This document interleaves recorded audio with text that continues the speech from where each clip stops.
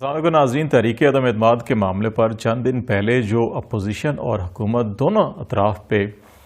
بڑی گرما گرمی نظر آ رہی تھی اور جو لب و لہجہ تھا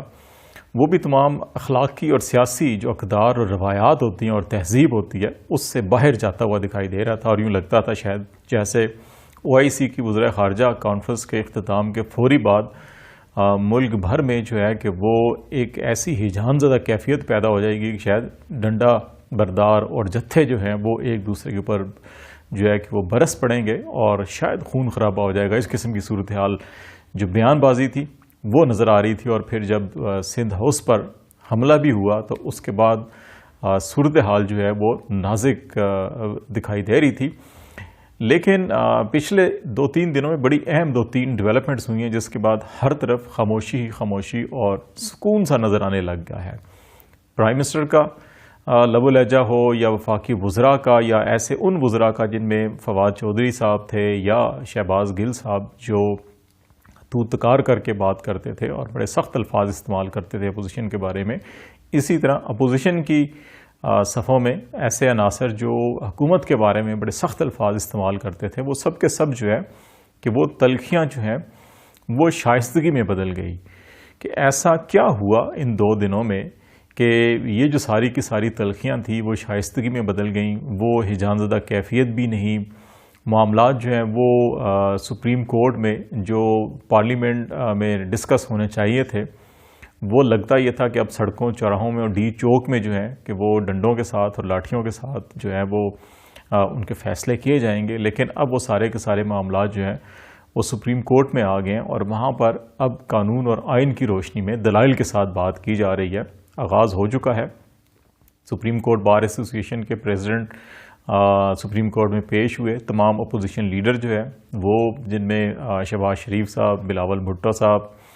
اور مولانا فضل الرحمان اور ان کی جو 2nd ٹیئر کی اور 3rd ٹیئر کی جو قیادت ہے وہ بھی موجود تھے۔ اسی طرح وفاقی وزراء جو ہیں حکومت کی طرف سے اٹارنی جنرل اور وفاقی وزراء جو ہیں وہ بھی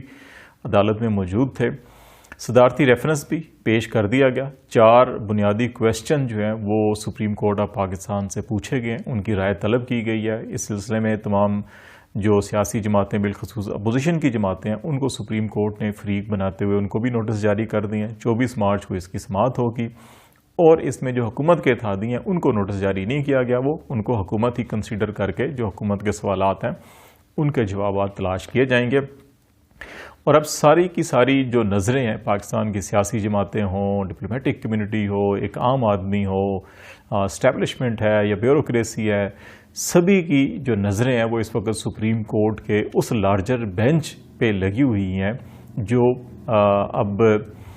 24 تاریخ سے اس کی سماعت کرے گا، اور اس میں chief justice of Pakistan chief justice Umar Ata Bandial جو ہے اس کی سربراہی کریں گے۔ 2 رکنی بینچ نے ابتدائی طور کے اوپر اس کی سماعت کی تھی۔ اس میں کچھ بنیادی کویسچنز بھی چیف جسٹس کی طرف سے اور جسٹس منیب اختر کی طرف سے اٹھائے گئے، جس کا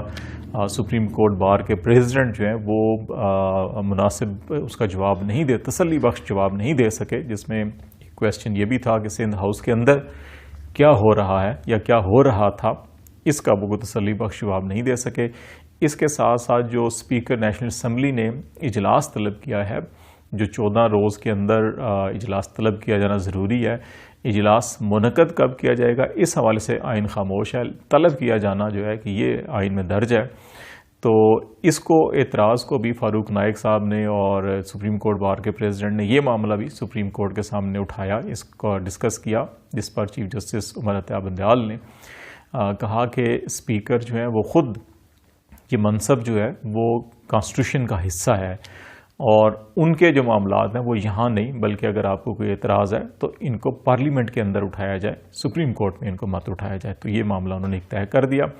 اور اس سے اندیہ انہوں نے یہ دیا اور کچھ کویسچن ریز کیے جسٹس منیب اختر نے بھی، جس کا جواب نہیں تھا احسن بھون جو ہیں صدر سپریم کورٹ بار کے ان کے پاس۔ تو اس سے ایک معاملہ یہ بھی انڈیکیشن ملی کہ سپیکر کے ان اقدامات کے خلاف عدالت سے رجوع نہیں کیا جا سکتا، جس کا حوالہ بابر اعوان صاحب نے بعد میں اپنی پریس ٹاک میں بھی دیا، اور انہوں نے ایک کانسٹیٹیوشنل آرٹیکل کا بھی حوالہ دیا۔ تو اب جو معاملات ہیں وہ سارے کے سارے بالخصوص 63A1A کا معاملہ ہے، 1 بھی بڑا کلیئر ہے کہ اگر کوئی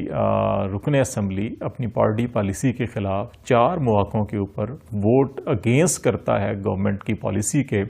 یا اپوزیشن اپنی پارٹی پوزیشن کے اگینسٹ، تو اس کو ڈیفیکشن کلاز کے تحت نااہل قرار دیا جائے گا۔ جو 63A1A ہے، ہم پہلے بھی بار بار کہہ چکے ہیں کہ یہ کلیئر نہیں ہے کہ جو پارٹی چھوڑتا ہے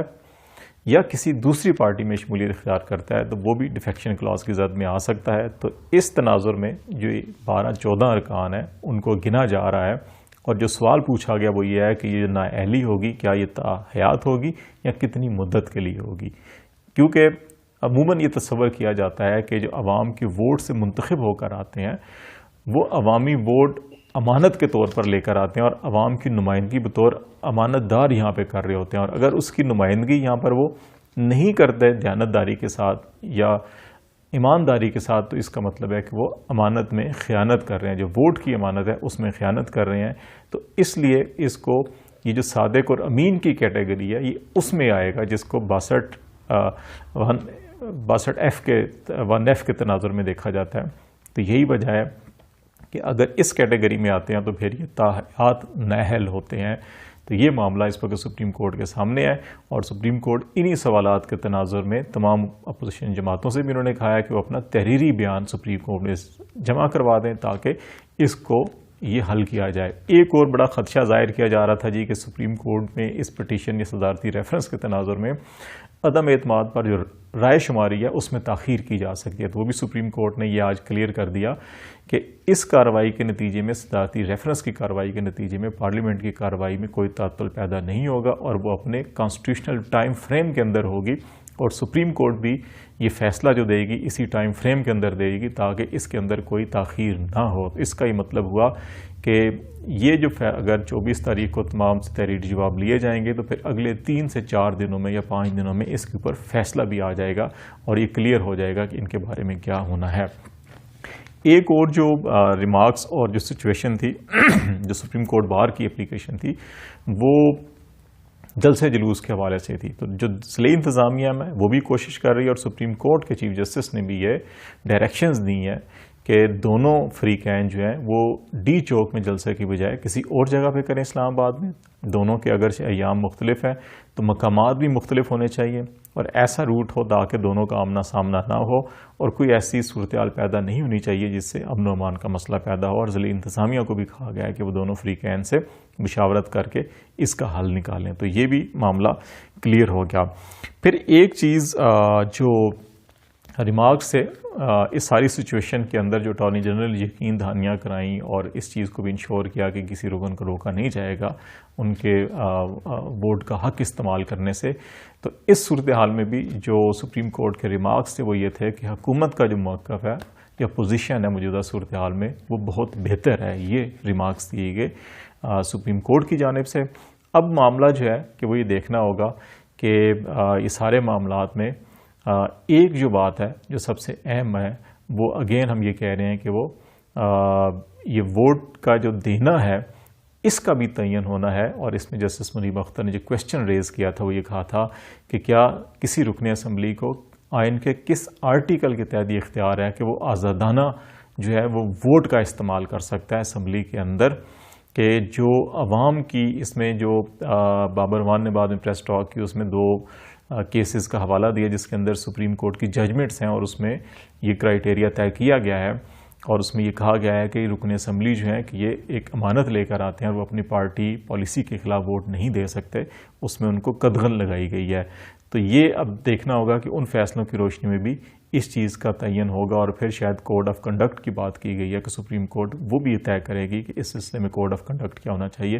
تو اب یہ لگتا یہ ہے کہ یہ تحریک عدم اعتماد کا معاملہ جو ہے کہ وہ باغی ارکان اسمبلی کے ہاتھ سے یا 3 گروپ کے ارکان کے اسمبلی کے ہاتھ سے نکل کر یہ اس لارجر بینک کے ججز کے ہاتھ میں چلا گیا ہے جنہوں نے اگلے 5 سے 7 دن میں فیصلہ دینا ہے، اور یہ فیصلہ تمام سیاسی جماعتوں کی آراء، قانونی اور آئینی ماہرین کی آراء کو سامنے رکھتے ہوئے اور پھر سپریم کورٹ کے جو ماضی کی ججمنٹس ہیں ان کو سامنے رکھتے ہوئے یہ لارجر بینچ اس کا تعین کرے گا، اور غالب امکان یہی ہے کہ اس میں شاید ان ارکان اسمبلی کو جو ضمیر کی آواز پہ ووٹ دینے کی بات کہہ رہے ہیں، شاید ان کو ضمیر کی آواز کے اوپر اجازت نہ ملے اور وہ اپنی پارٹی پالیسی کے جو پابندیاں ہیں ان کے اندر رہیں گے، اور اگر کوئی ان سے نکلنے کی کوشش کرے گا تو اس کو شاید کافی بڑی قیمت جو ہے وہ ادا کرنی پڑے گی۔